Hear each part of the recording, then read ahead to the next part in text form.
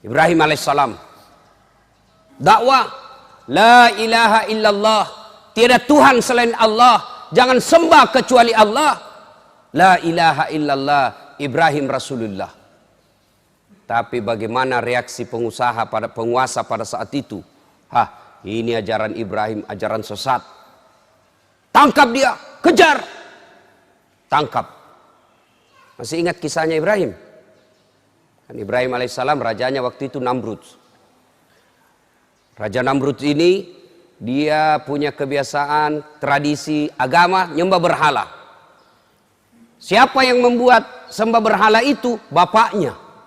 Coba, Ibrahim alaihissalam nabi, la ilaha illallah, tiada Tuhan selain Allah, justru bapaknya bikin patung berhala. Ketika Ibrahim mau lawan bapaknya, agak tahu sih yang mbokku ya. Orang la ilaha illallah, nah dia pergi bikin patung berhala. Akhirnya apa? Ibrahim mau lawan bapaknya. Ketika Ibrahim mau lawan bapaknya, ditegur sama Allah. Ibrahim sadar kok, bapakmu itu. Tapi dia nyembah berhala. Tapi itu ambokmu. Ajak muewai. Tapi dia nyembah berhala. Allah berfirman, lebih baik kau yang mengalah. Kau yang keluar dari desamu. Jangan kau lawan bapakmu. Dengar baik-baik ini anak muda. Anak muda sekarang mentang-mentang belajar agama tinggi-tinggi, ada tradisi orang tuanya tidak anggap sesat, bapak ini kafir. Wah, bapaknya bilangi kafir. Ada itu, ada anak-anak saya, sepupu saya di Tarakan, belajar agama, baru 2-3 bulan belajar agama, itu pun belajar agama melalui YouTube. La ilaha illallah. Mak download, tak 1 menit 2 menit. Begitu masih jalan itu ceramah, habis kuotanya, habis itu ceramah. Nah, pahami setengah-setengah. Langsung nak bilang, bapak ini bid'ah. Kenapa aku bilang kau bid'ah, sesat? Tak sia. Tidak ada pada zaman Nabi tak sia. Nah, ini langsung bapaknya marah. Bertengkar. Saya bilang, di mana kau belajar agama dong? Mana kau belajar agama, bapakmu kau kafirkan hanya gara-gara dengar ceramah. Apa jeleknya tak sia? Kalau tidak mau kau balik bilang tak sia, bilang kau ceramah kematian. Apa larangannya ceramah kematian? Apa isinya? Baca ayat suci Al-Quran. Mana ayat yang melarang orang baca ayat suci Al-Quran? Apa isinya? Orang yang didatangi berduka kita hibur. Apa larangannya? Ayo.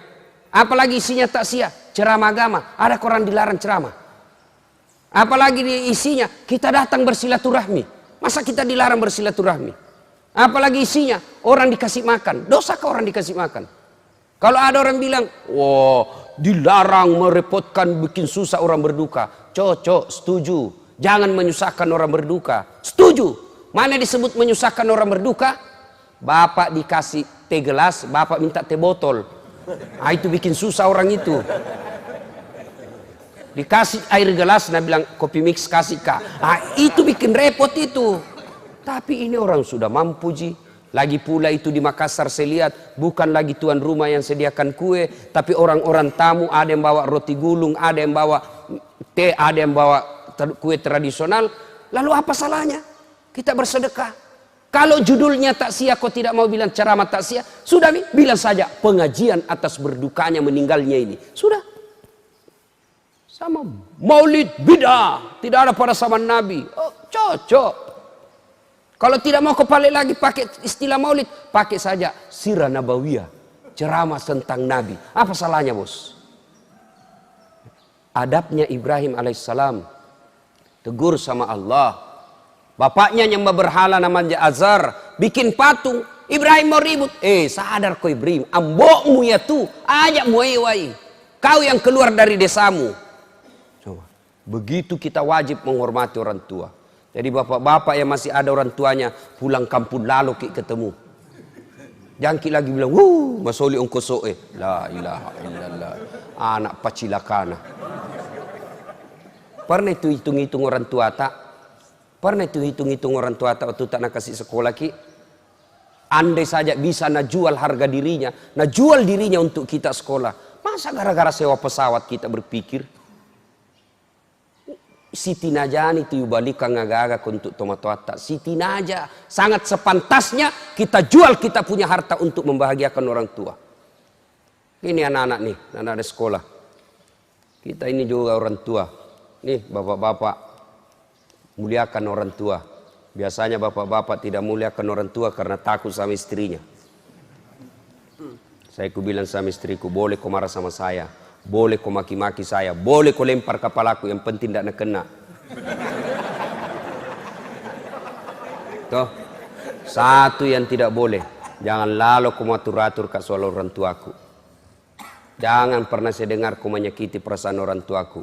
Begitu saya dengar kau sakiti perasaan orang tuaku, wabillahi taufiq wal hidayah. Toh, belum tentu kita jodoh sampai ajal. Tapi yang namanya orang tua tidak ada istilah bekas. Belajar dari Ibrahim alaihissalam. Nah, lanjut kisah. Ibrahim alaihissalam akhirnya Raja Namrud pergi berburu. Ibrahim alaihissalam pergi berburu, Raja Namrud pergi berburu, Raja Ibrahim masuk di, ya kayak tong kira-kira kalau kita orang Islam, masjidnya.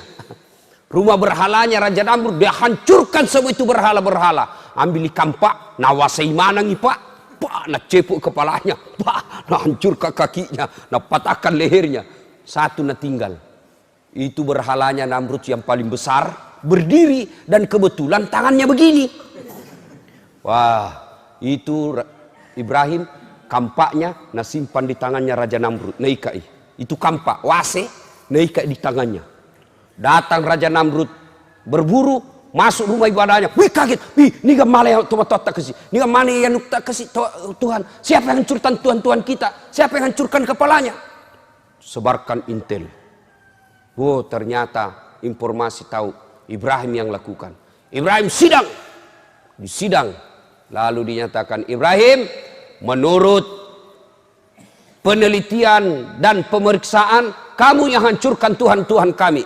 Nah bilang Ibrahim, siapa bilang? Bukan saya. Kandalakah kalau saya?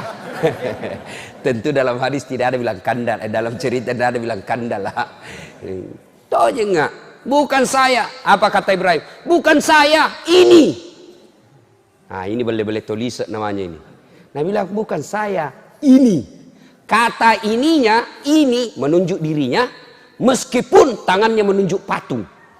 Bukan saya. Ini. Nah ini boleh tulis namanya ini. Saya itu tulis itu kan perlu bersayap dia kalau berbicara. Kenapa kau terlambat? Tidak terlambat, kau yang cepat datang.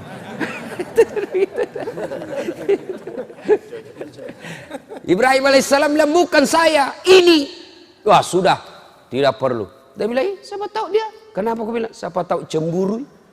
Nah dia banyak Tuhannya, saingangi, nah habis ini. Tidak mau kalau banyak saingannya, nah bukan semua. Lah bilang Raja Namrud, Ibrahim gila kok. Semua apa? Mana bisa ini goyang? Tidak bisa goyang. Tidak bisa ngapa-ngapain. Kenapa paling kau sembah? Yang gila saya atau kamu? Oh tambah marah. Ada ton cerita soal gila-gila ini. Cerita warung kopi. Cerita warung kopi gini. Ada satu komplek orang kaya semua di dalam. Orang-orang sibuk.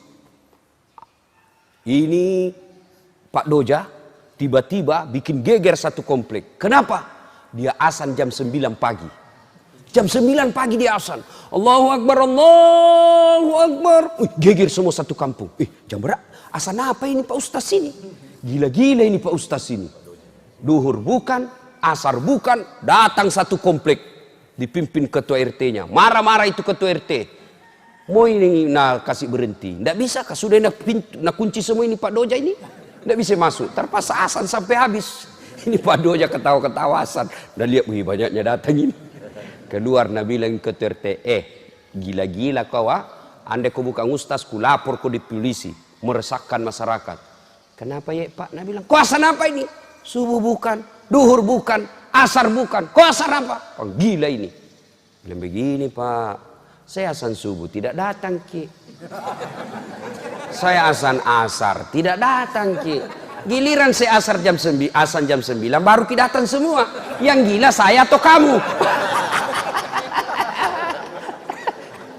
Ini cerita warung kopi ya. Jangan sampai kita praktek lagi di sini.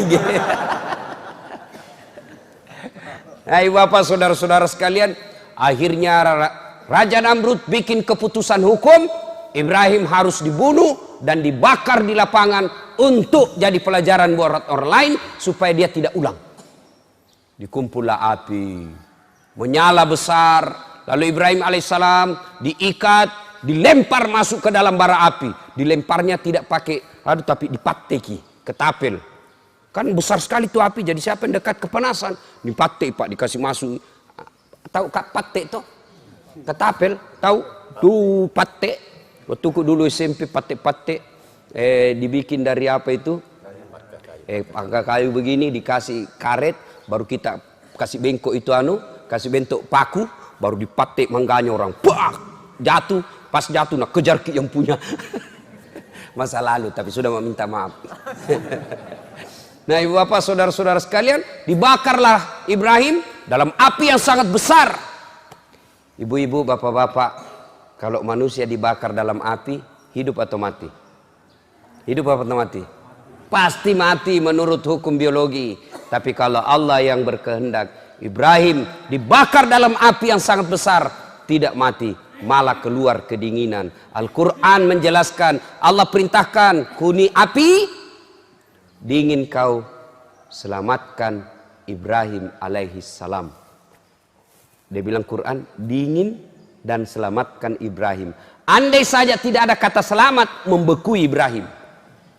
Dingin, selamatkan Ibrahim alaihissalam. Keluar Ibrahim, dibakar. Orang sudah bilang, cidako, mati nako. Andre pak buatanmu. Apa yang terjadi? Ibrahim keluar dalam bara api, justru kedinginan dia keluar. Coba, tidak masuk di akal. Kalau Allah yang mau, pasti. Jangan coba-coba ini ayat pak. Ada mahasiswa aku, nak bilang bohong-bohong ini pak Ustaz. Kenapa aku bilang kak bohong? Nak bilang, ku coba itu ku kasih ku baca itu ayat, baru ku tes tanganku di atas kompor gas. Kenapa? Dia bilang, hangus sih. Ku bilang bukan ayat yang salah, kau yang dongo. Itu ayat untuk Nabi Ibrahim. Jangan lalu kau coba-coba, hangus kau itu. Nah, tidak masuk akal. Kalau Allah yang berkehendak, pasti terjadi.